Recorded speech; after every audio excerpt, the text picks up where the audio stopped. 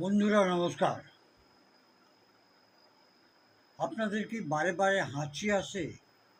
সকালবেলা ওঠার সঙ্গে সঙ্গে হাঁচি, নাক থেকে জল বেরোনো কিংবা নাকে চুলকানি হয়? এটা সামান্য সর্দি নয়, এটা হচ্ছে অ্যালার্জির একটা সংকেত। হাঁচি আমাদের শরীরে একটা প্রাকৃতিক সুরক্ষা প্রক্রিয়া। যখন ধুল, পরাগকণ, ধোঁয়া, তেজ গন্ধ কিংবা কোনো অ্যালার্জেন নাকে যখন চলে যায়, তখন শরীর ওটাকে বার করার চেষ্টা করে। এর জন্যই হাঁচিটাও জন্মায়।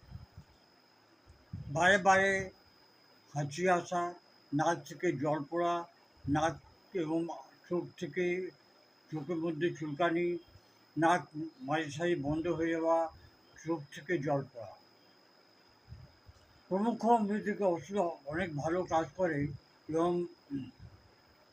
এটা আপনার কনভেনশনাল মেডিসিন থেকে অনেকই ভালো, কোনো সাইড এফেক্ট নেই।